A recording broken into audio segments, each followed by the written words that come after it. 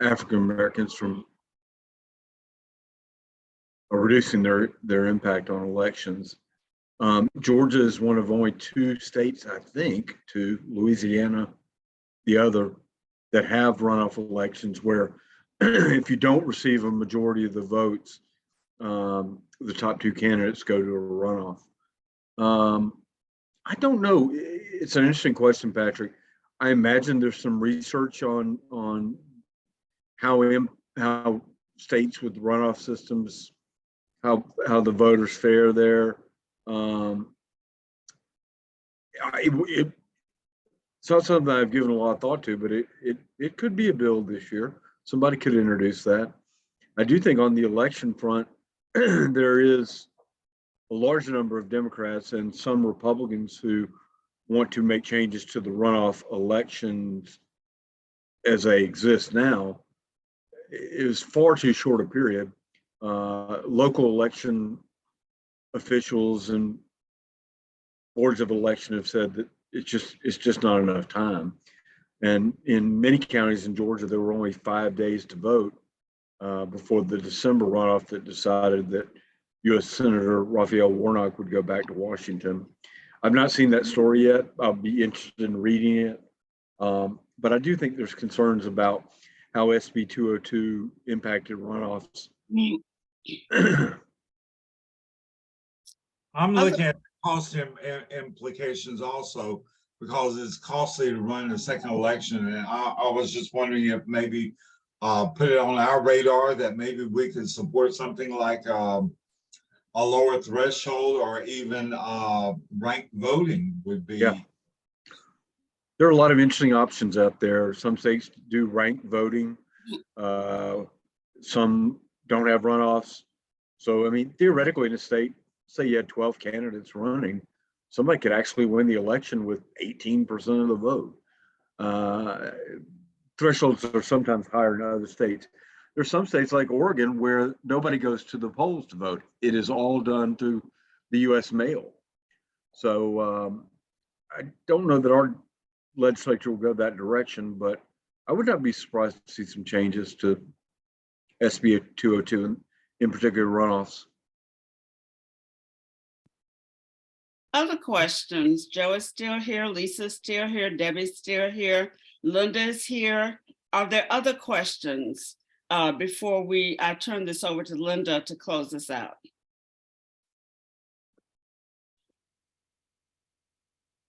Okay, well, let me introduce the chair of the GAE Retired Legislative Committee, Linda Wool-Smith. Today is a part of her tremendous vision, and I hope that Linda will take this opportunity to acknowledge the members of the Legislative Committee. I also want to thank Vivian, Sandra, Joe, Debbie, and Buster. I don't think Buster's still with us, and Lisa, for spending time with us today to bring us up to speed to get us ready for the start of the General Assembly in January. Linda? Thank you, Tony. An addendum to that, we have to consider the impact of Senate Bill 202 on retirees and the absentee ballot process. It was heartfelt as we went to senior living facilities and how they were just overlooked without vital information about what was coming down the pipe after the bill was passed. So we really want to discuss that and to see if parts of that could be amended as well. Thank you to everyone who is on this Zoom call today. In particular, our legislative committee would be or is Vivian Brooks. I would describe Vivian as a shining star with our new membership and activism. She came aboard and has just worked tremendously, and especially recently with GPO-WEP and the national impact that Georgia has placed on it, and it's part of the responsibility that we hold, but also now NEA is really placing more emphasis on. So thank you, Vivian, particularly. There's also Linda, can I yes. interrupt you for a moment? Vivian is the retired appointee to the NEA lobbying cadre for the repeal of GPO-WEP. That's a very big deal. That was the new business item that Georgia had passed at the last NEA Representative Assembly, and our President Lisa Morgan appointed Vivian to that cadre. Wow, and she has not disappointed. Just today, she has given us an email that Tony is going to make public, where NEA says that it has for years worked on GPOF in the 80s and even recently. Also, Judy Polachek is also on the committee. She's a co-chair of legislative.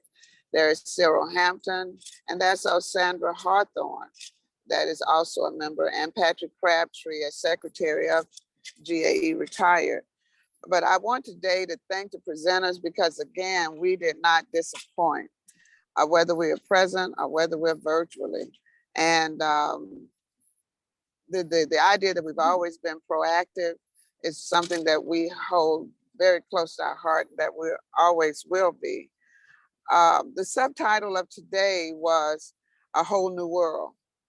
And you couldn't imagine a year ago today that we would be talking about this in depth, but this whole new world is more than just the players. It's the new activism that we have to emerge again in terms of being proactive. But one thing that is not new is GAE's presence when it comes to legislative. I joined, and we were asked this week, how long has our members like Dar's vice president, Brenda Montgomery, she now serves on the board, Karen Solheim, who served on the board, Tony, our president, and we have another executive committee, Dan Powers, he works with TRS, Cheryl Sarvis, she works with the Constitution and bylaws, and also Sandra works with enhancement with our Wednesday, once a month, Wednesday, first of the month. She and Karen works with the Lunch Bunch, but we have been there consistently. But we are discovering more and more that all of us are one tragedy or one illness away from not being there. And there's a push that we need more Vivians, we need more people to be active. And I do pray that that more people will come along and use your expertise and your energy to join us. And in closing, I want to thank you for all of the good support that GAE Retired Legislative has had during the election process. We have, as a body, embraced and endorsed and just came to action when it called for the results that we received on December the 6th. Not only that, but to make sure that our members are knowledgeable and that they are a vital part of making this whole democratic process work. And we thank you for not just going to the polls and listening to us, but accepting our information as fact and carrying it along to help us re-energize Georgia. And as statistics say, not just African Americans or women, but that senior vote is more reliable, not just by party, but as a group to get to those polls. And I thank you for that. And in closing, I want to thank Tony as president for her leadership, and just thank Karen, who's usually tweaking, and she's also graphing with communication, but to everyone who unselfishly used their time to present all of these years and consistently. And I wish all of you perfect health and wellness, and that we will get ready for this legislative session, and to please give us your input, how we can make it better or how you can make us better. And we'd appreciate that. So I think they can do that at the GAE Retired Business Meeting on January 20th. We've sent out information about that, and we'll continue to send out information about that. Okay, thanks so much. I think got a that's point of about, clarification. okay. What did I say? I was mentioned as a TRS type person, and since I became treasurer, I have been replaced. Whoa, I'm so sorry. It's now Lisa Underwood who is monitoring the TRS, and actually she's doing a lot better job writing it up than I ever did. So I wanted to give her due credit. Yeah, but thank you, Dan, for that. Dan is our treasurer. And yeah, he's very good at reporting on TRS. And I know he'll be sticking his head in the door as we move along. So I think someone has their hand up, Tony, but for closing, that's it for me. Thank you, guys. I Go see ahead, Dr. whoever wishes. Dr. Craig Carter, somebody might want to acknowledge him. Oh, is Craig on now? Oh, Yes. hey, All Craig. right, Dr. Carter, thank you for joining us.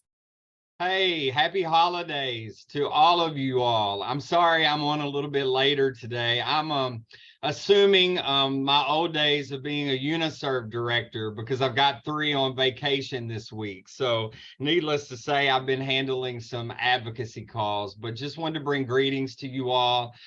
Thank you for all of your help, for the Warnock win.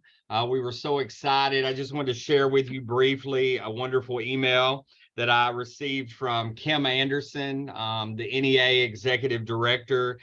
She said, Dr. Carter and President Morgan and GAE, this is what we do as a union. We harness our greatest assets, our people, our leaders, from the aspiring educators to the retired, rank and file members. It's a great partnership.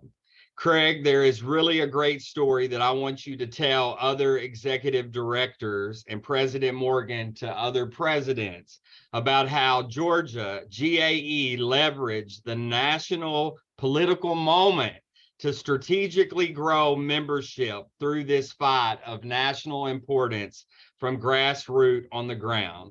Your priority of this effort is appreciated. GAE is appreciated, and the hard work is hard to articulate on what you all have achieved.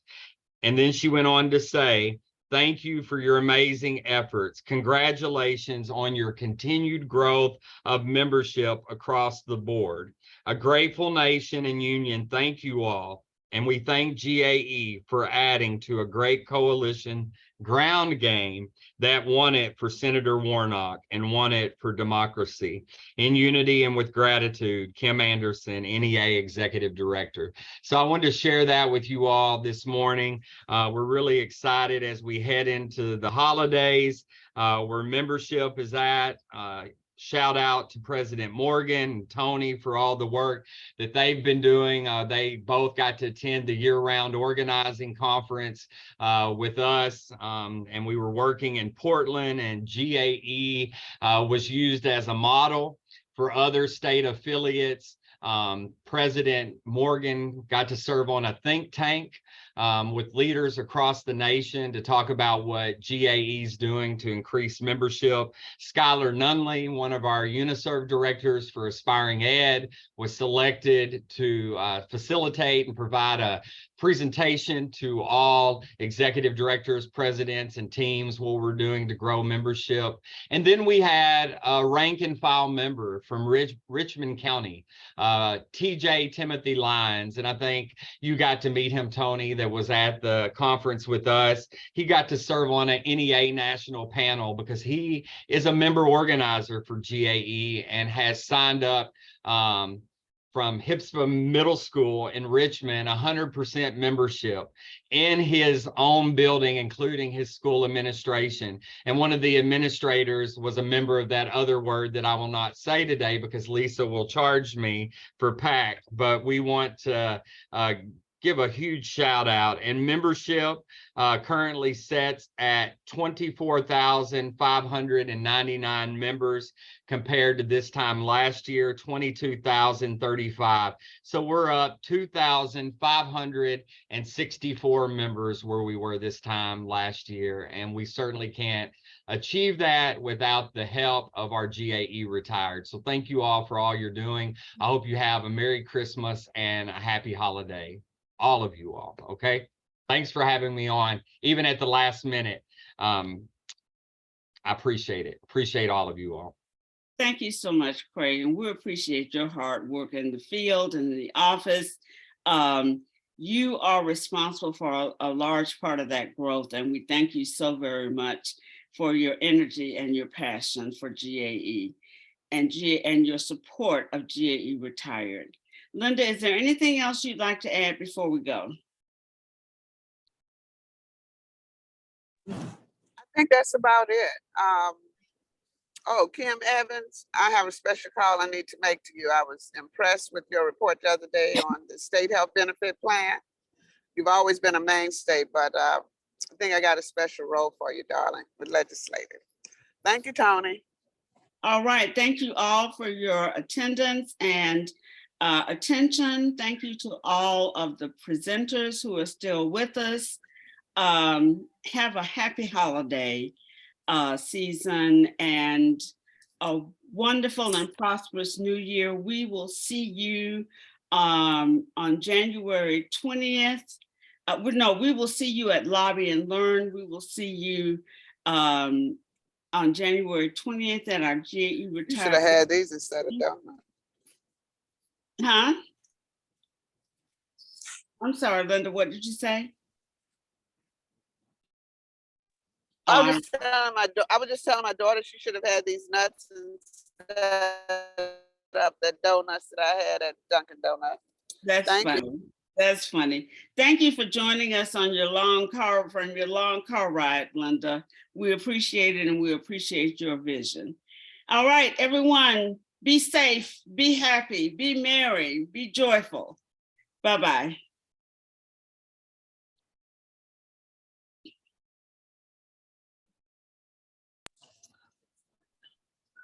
No, they here. No, they here. Bye, Patrick. Happy Hanukkah.